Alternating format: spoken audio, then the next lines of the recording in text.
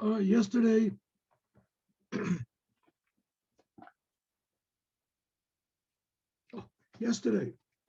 we learned about the tragic story of Nadav and Avihu.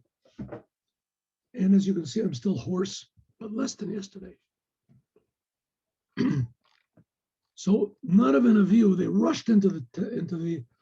Some people say the Holy of Holies, some people say just into the holy, and they offered up incense.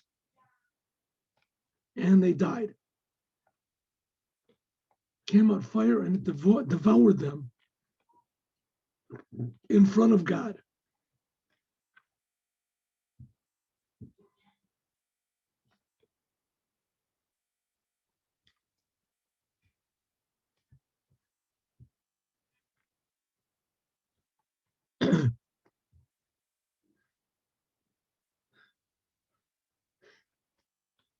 And then afterwards, Moses says,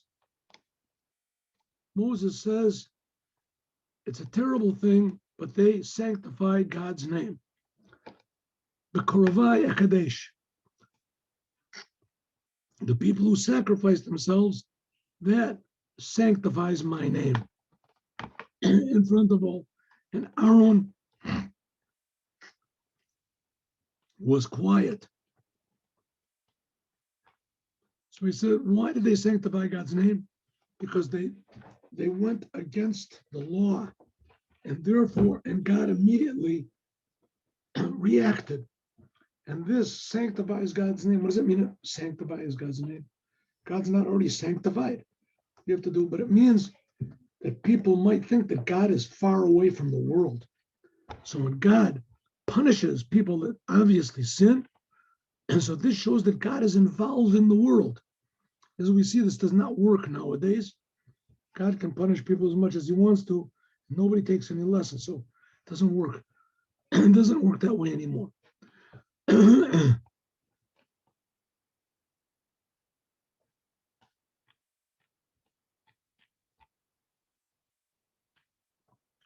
As the Alter Rebbe explains in the Tanya, in Yiras HaTshuva,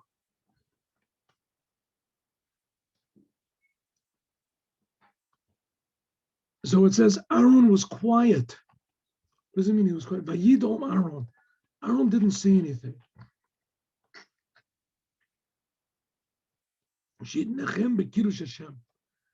Because that was what comforted him. That in the end, Moses said that they, Nadav and Avihu, and their actions weren't what God wanted, but their intention was, and that was made a Kiddush Hashem, and also the fact that there was immediate reaction from Hashem. This also was a Kiddush Hashem.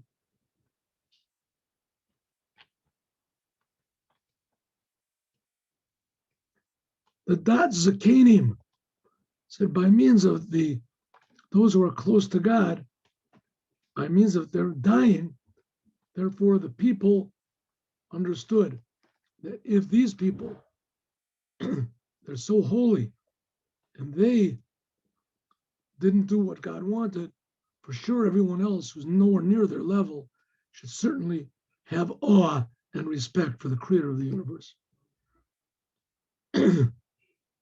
Okay, then Moshe called to Mishael and Elzaphan. Who are these? These are the sons of Uziel. Uziel is the brother of Moses' father. It's Moses' uncle. It says Dod Aaron. This is Uziel and Elzaphan.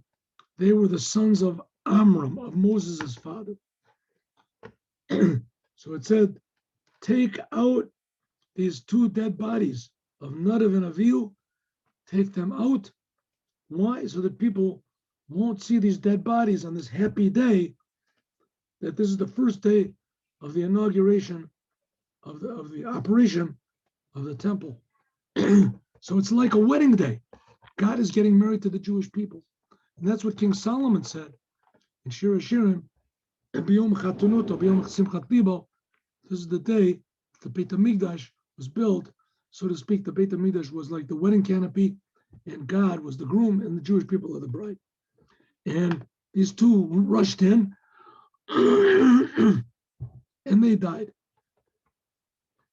So therefore he said, take these bodies out. There's a big judgment going on over here. How was it that they were allowed to defile themselves? Because a Kohen is not allowed to defile himself. And at first glance, they were like Kohanim. So how could it possibly be? So there's different opinions about what it is.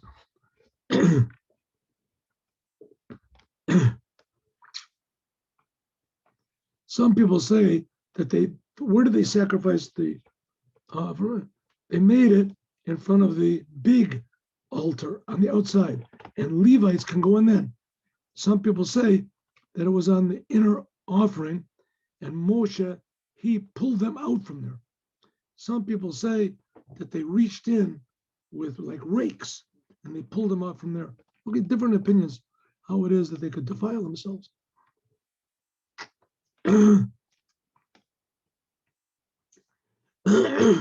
They went in and they dragged them out. This Uziel El Safan went in and they took out Nadav and Avihu in their garments outside of the camp, like Moshe said. Rashi says something very interesting. Took them out in their garments. I mean, if a fire came down and devoured them, that's what it said, right? A fire came down and devoured. Here, let's see where it is. Fire came down from God and it devoured them. And so a fire came out. How could they have garments on? Right? If it burned their bodies, for sure it burned their garments. So it says, Rashi explains, Malamed Shalu Nisrafu Bigdam. From this we learn that their garments were not burned, but only their souls.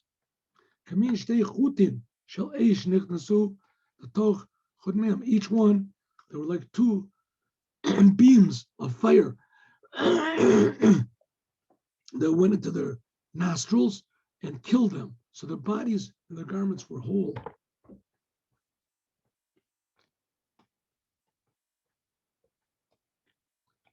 Moshe said to Aaron, Eleazar, Itamar, those are the two sons of Aaron, his sons, your heads should not let your hair grow, and your garments you should not rip, and don't die, and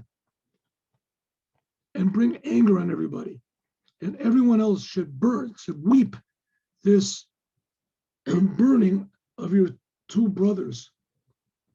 Okay, from this we learn, if you remember, we learned yesterday that there were 4 things, right, that a Kohen shouldn't do.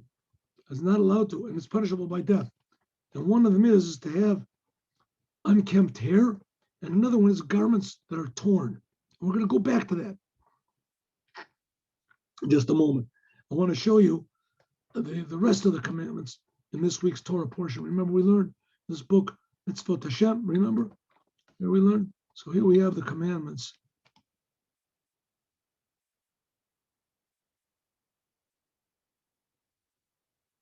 Here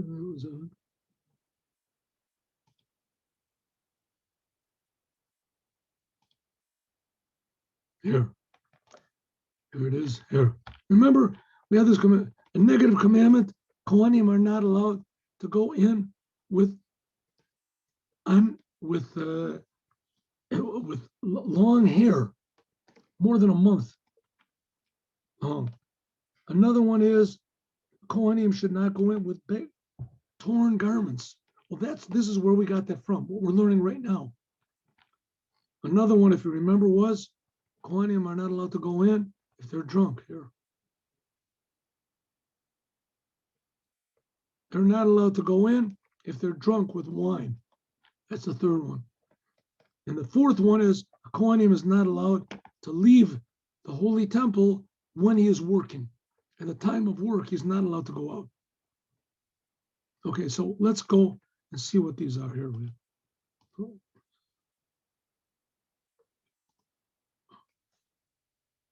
So it said, here we are. Now, a person was in mourning, was mourning for a dead relative. So you're not allowed to cut your hair. And before the burial, you're supposed to tear your garment. So this is what he's referring to. This type of a tear, and this type of long hair is not allowed in the Holy Temple.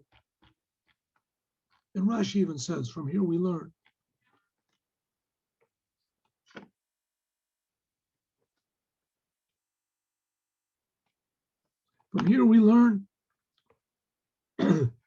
oh, I'm sorry, we'll learn this on here.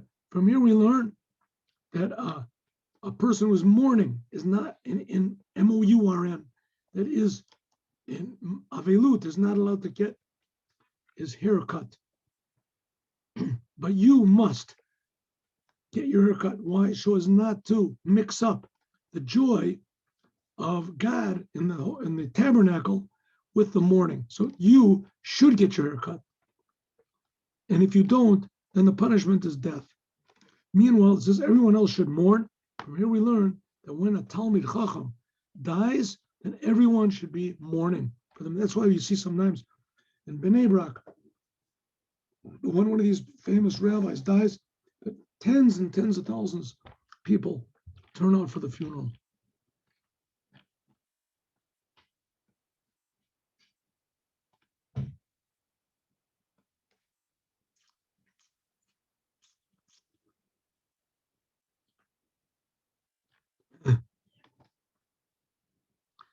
It says, he's telling Aaron and his two sons, don't mourn for Nadav and Avihu, even though you're your direct relatives, you're supposed to, but don't do it now, because if you do, God will get mad. God will get mad if you mourn, because it'll seem like you're not, you're regretting the sacrifices that they sacrificed, your two brothers, for the people.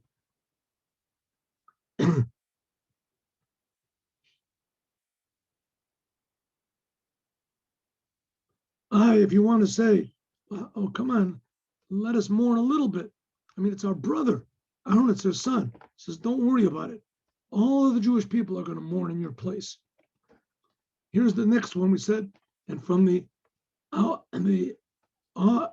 entrance of the Holy Temple, don't go out. When you're serving God, you're not allowed to leave. Remember, that's what we just learned.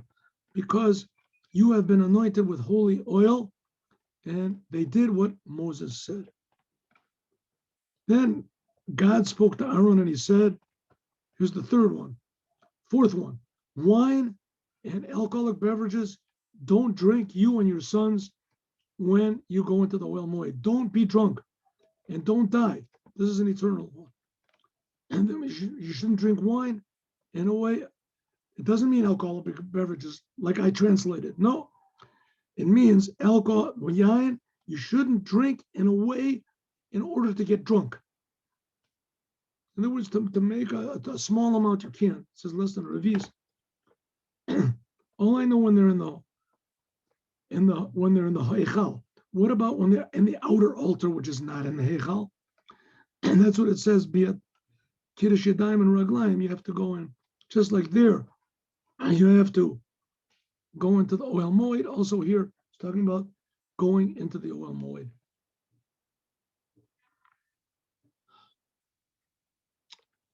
Okay.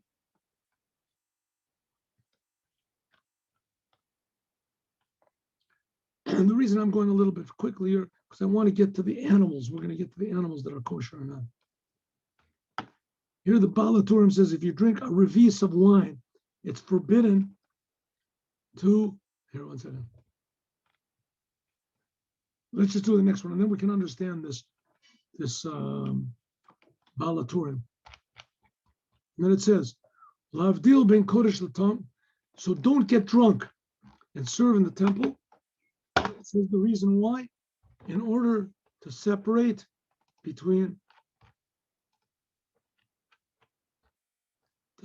what is holy and mundane, what is impure and what is pure, and to say laws to the Jewish people, all of the statutes which God said in Moshe. So from here we learn that it's asur for a shikur lamad. Rashi says it's forbidden for a drunk person to say a law you might think that he's also, if he goes into the holy temple drunk, then the punishment is death. You might think also that if he decides a law when he's drunk, also the punishment is death. The Torah says, you and your sons afterwards, below tamutu, and you won't die. What does it mean? Kohanim, if they serve, they die. But the Chachamim, they won't die. Right? What does it say? Look, it says over here, look. Wine don't drink, you and your sons, when you come into the oil moed. Then you'll die. But over here, it doesn't say you'll die. You must make laws to divide between this and to tell laws and etc., etc. It doesn't say anything about death over here. So therefore, it shows that both of them are forbidden, but the punishment, both serving in the temple a coin, if he serves drunk in the temple, and also if he decides laws, if he does it drunk, then both of them are forbidden. But the punishment is different. The punishment for serving in the temple is death, and the punishment for showing laws is not death. It's just being beaten.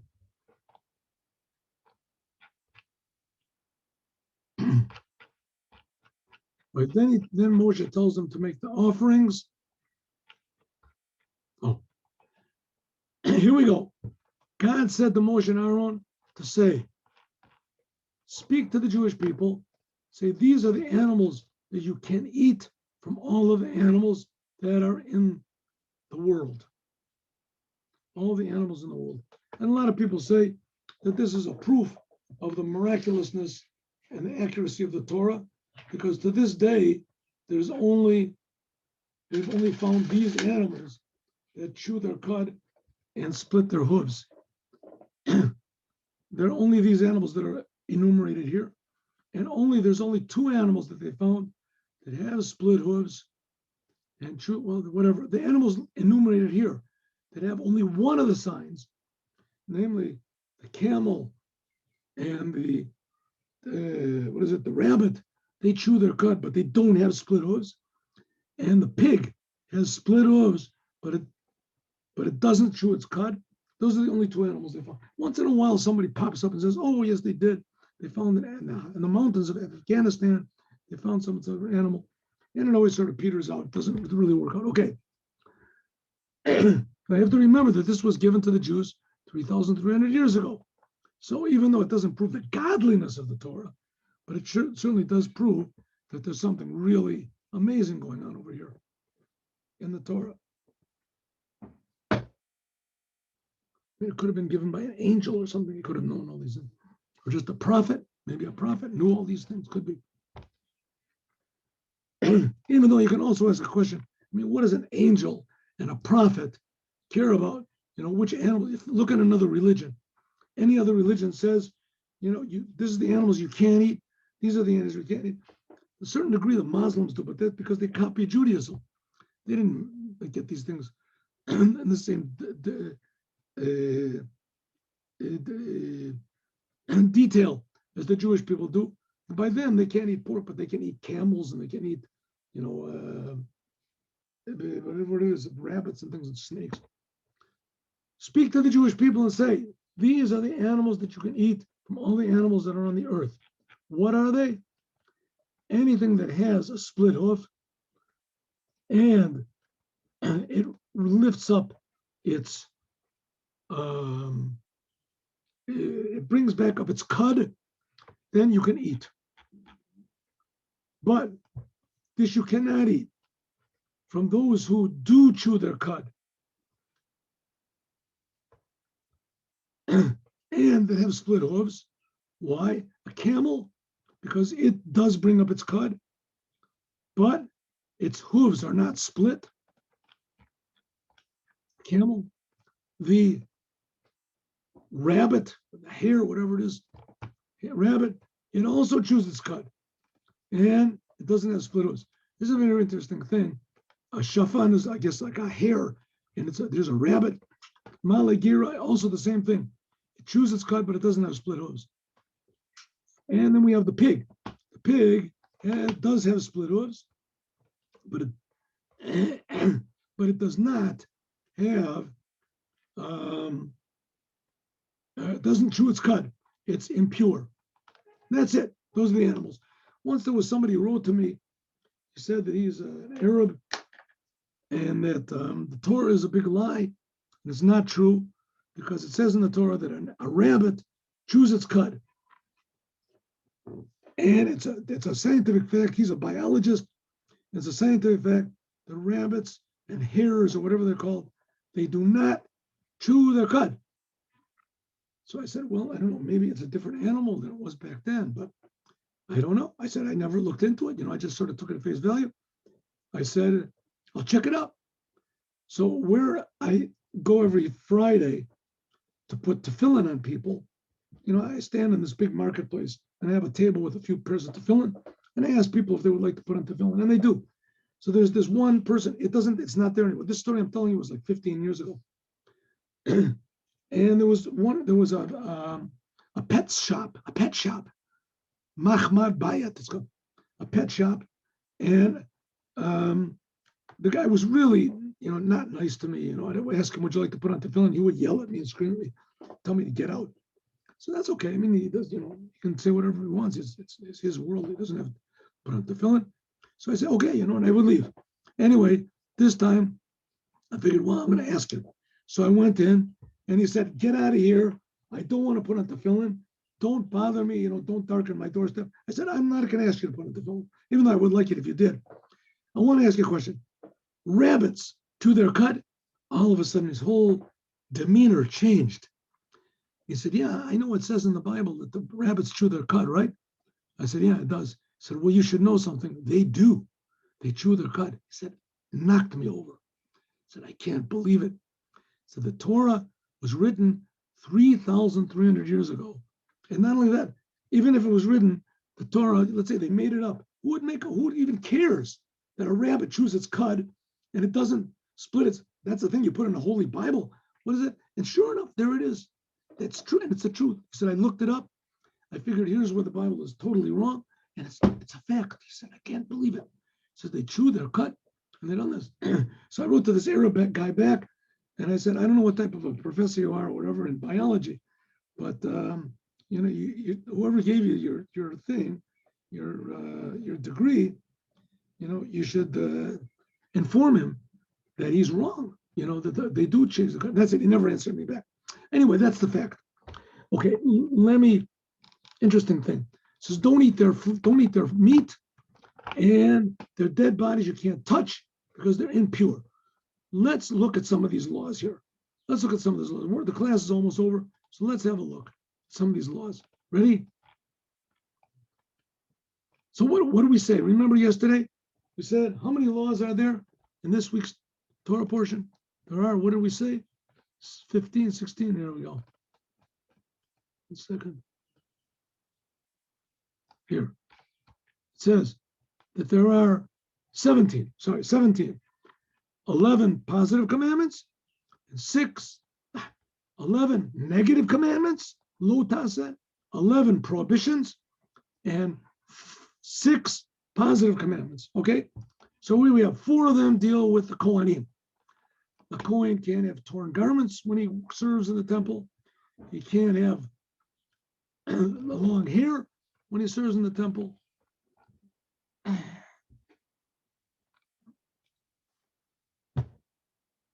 can't drink wine, can't be drunk, and he can't go out of the holy temple. Okay, finished. Now, here we go. That was 4 of the 17 laws. That's 4 of them. So we got how many? 13 laws left. Let's see. A positive commandment is a positive commandment that before you eat an animal, you have to check the signs of a behemoth and a chaya. A chaya is like a deer, an antelope, something like that. There's all these animals that are called chayas. They can't be offered in the holy temple. Only 3 kosher animals can be offered in the holy temple. Animals, birds also. But as far as animals go, only cows, sheep, and goats. That's it. But there are all these other kosher animals, but they can't be sacrificed in the temple. That's called a chaya. A chaya is also, it says that there's a couple of differences also. If you slaughter, you have to slaughter it in order to eat it, right? you don't have to cover the blood. I'm saying you do have to cover the blood. Wait, you do. A chaya and a bird, you have to cover the blood up. It's a commandment when you slaughter it. If you slaughter it properly, you have to cover the blood up and you make a blessing. It's a mitzvah. And also the chaylev, there's the stomach fats, sticky fats on the stomach of a chaya are permissible. On a behemoth, it's forbidden. Okay, but that's extraneous to what we're talking about now. Here we go. You have to check the signs of a behemoth and a chaya to divide between what is not permissible and what is permissible to eat. Right? And that's what it said. That's one commandment. Here's a negative commandment. Don't eat the flesh of a behemoth and a chaya, which is not permissible to eat. What are the signs? That it has to be, it says clearly, they have to swallow their cud, and they have to have split hooves. If they don't have both of them, then it is forbidden to eat. That's 2 of the 13 remaining commandments. 2. Ready? Next, a positive commandment to check for the signs of the fish. We're going to learn that in this week's Torah portion. The fish, like it says, this is what you're going to eat. That's number 3. Number 4, you have to check the signs. Don't eat impure fish. What is a sign of a permissible fish? It says clearly that it has to have fins and scales, even if the scales fall off. Okay, negative commandment. Don't eat forbidden birds. If you eat from a forbidden bird, and it lists what the birds are. And this is, what are the signs of the tuma? Generally speaking, you have to look later on in another place. Generally speaking, birds of prey, hawks, things like that, are forbidden. Also, the way that birds, if they sit on a thing and they grab on, like if they sit on a string and they grab onto the string, right around the string, and that's forbidden. Okay, this is a negative commandment. Positive commandment. What are we on? I think number 6. I don't know. You have to look for the signs of the permissible grasshoppers. There are certain grasshoppers that are permissible. What are the signs of a permissible? There's a lot of Moroccan Jews and Yemenite Jews that actually say they know which grasshoppers are permissible, and they roast them or whatever they do and they eat them. Not for me, but they're permissible to eat. Not everything that's permissible you have to eat. But on the other hand, what are the signs of a permissible grasshopper? They have 4 legs, they have 4 wings, and it covers the majority of the length and the circumference of their body. And also, they have 2 big legs in the back that they jump with. Right? 2 big legs that they jump with. Next commandment. You have to judge what's called the Shmona Sharatzim. There are 8 weird animals that these, and we're going to list them in a second. These animals are specially forbidden. All the others are forbidden, right? You can't eat a horse, a camel, can't eat that. But there are the spiders, can't eat them. But that's not the sharatzim. There's 8 special animals that the Torah decided. I don't know why God decided this, but he did. And he decided there's 8 special animals that are impure, and they're especially impure. And what are they? I'm going to show you pictures of them. Some of them, you don't know what they are. Hacholid, Achbar, Tzav. Achbar is like a mouse. A Tzav is a turtle. Who knows? Anaka, Koach, Halta'a. Halta is a lizard. Chomet. Chomet is like a mole. Tinshamis, another thing.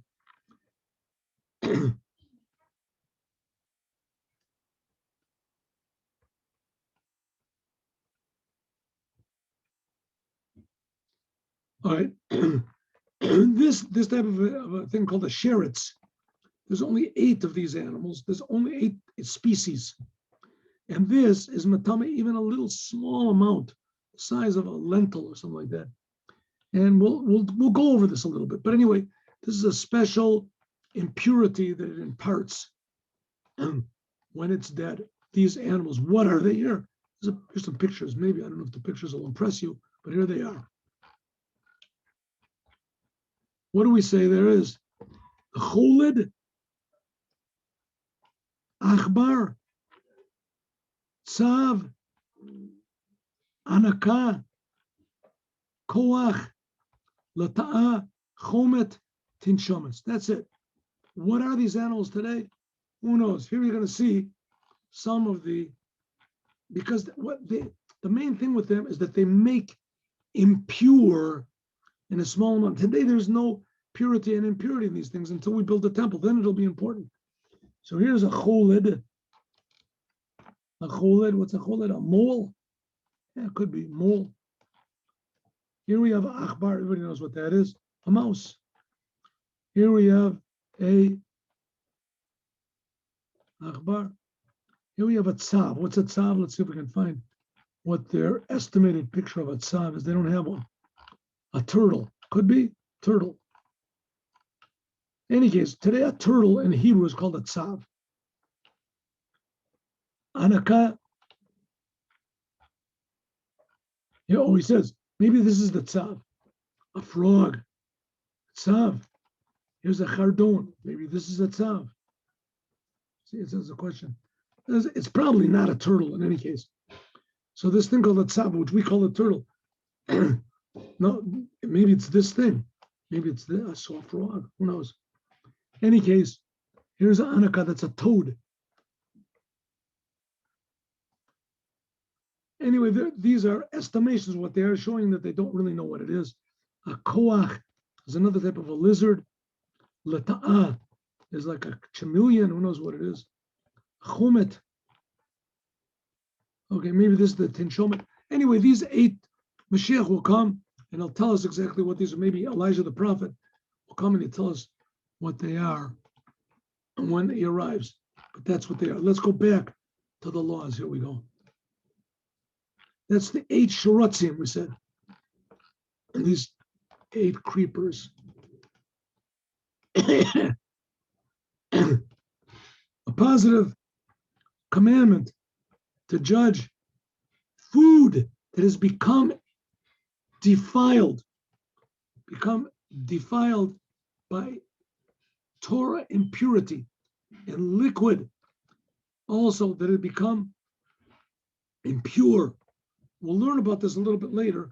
But there's a whole thing called taharot. There's laws of the grandfather of Tuma, like a dead body. Someone that touches that, he becomes like a father of Tuma. It's what's called the number 1 of Tuma. Someone that touches him, if he touches like food or something, that becomes a number 2. And there's a number 3, even a number 4, for holy things.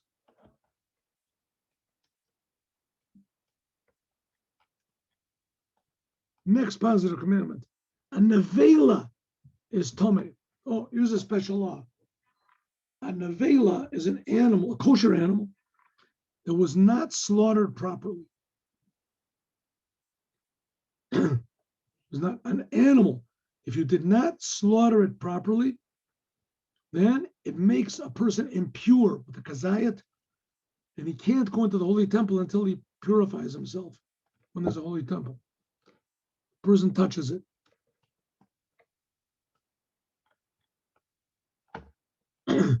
That's the difference between a nevela and a treifa. Nevela means an animal that was not slaughtered. It didn't die according to Torah method. It got ran over by a car. Or even if you did try to slaughter it properly, but there was something wrong with the knife, something wrong with the way you did it, right? You stopped in the middle or whatever. That's called a nevela. A positive commandment, not to eat any of the other creepers of the land. Centipedes, the spiders, those are forbidden to eat. It's a sheketzu, forbidden to eat.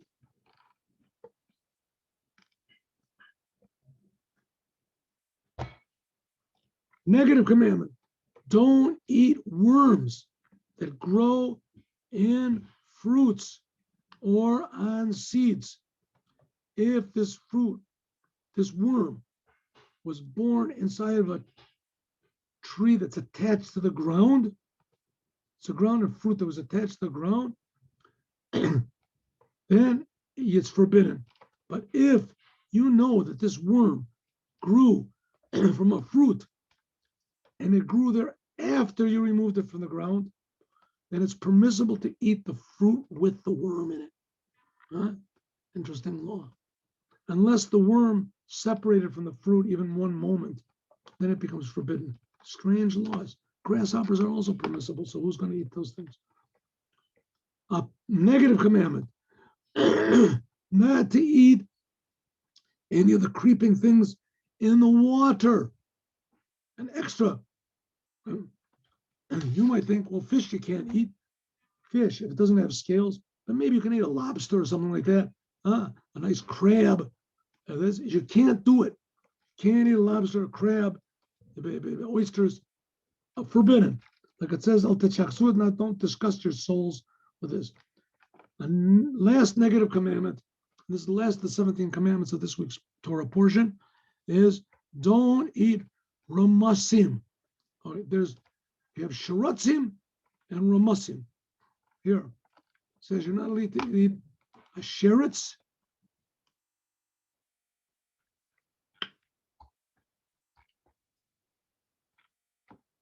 Sheretz, not only the sheretz, you're not allowed to eat. Sheretz means a creeper, crawler on the ground. What does a ramasim mean? Creeper, same thing. What's the difference? We're going to see. So the difference is like this. A ramasim, these are some sort of insects which are born from the rottenness of fruits or things like that. They were not born from male and female. Now, does there exist such a thing like this? I'm not an expert, but the Torah says that it does, so it must be so. And that's the difference between a sheretz and a remes. A sheretz is some sort of an insect, any type of an insect that comes from male and female. And a remes is an insect that comes not, there should be an aleph, not from a male and a female. Like some things that grow up in garbage and like maggots and things like that. If you grow from a little bit of them, you get forbidden, because maggots, really, where maggots come from, all of a sudden. So maybe, in any case, something like that. But any insects that don't come, that are not born, if you want to call it spontaneous generation, those are forbidden because they're called ramasim, and the others are called shakatzim. Now, why does God care what we eat? It's such a big thing. Not only that, it has to be very great detail. Look at this great detail. This animal is permissible. This is, if you slaughter an animal not right, then it's nevela. Come on, this is religion. What type of a weird religion is this? That it cares you eat a little bug. Who cares? Eat a bug. It's not so bad. It says, well, that's exactly the point. Everything in the world is important, and everything in the world is attached to the Torah. Everything. And the purpose of the creation, and beginning with the Jewish people, is to show this to everybody, that God is creating everything. But not only is he creating everything for a purpose. And not only is he creating everything for a purpose, but that purpose is only how it is explained in the Torah. And therefore it goes down to these little tiny details, because, on the other hand, you can say, come on, little tiny details, what's the big deal? But if a person has one little corpuscle, something like that, in his eye that doesn't work, then he's got, God forbid, big problems. So you can say, come on, there's 8 billion people in the world, which means that there's 16 billion eyes. Everybody has 2 eyes, 16 billion eyes. So one corpuscle, you know how many corpuscles are in your eye, right? Who knows, thousands, 10,000. So multiply That's 16 billion by 10,000. One little corpuscle. What's the big deal? But if it happens to be my corpuscle, then it's very important, right? If it's somebody else's, who cares? But to that person, it's also important. Well, to God, every person's corpuscles in their eye are important. And if I don't care about somebody else's, then there's something wrong with me. So that's why all these little details are of such tremendous importance to show you that, not like they say in America, the devil is in the details. The godliness, holiness is in the details. As we'll talk about more, God willing, tomorrow. Have a good day with Mashiach now.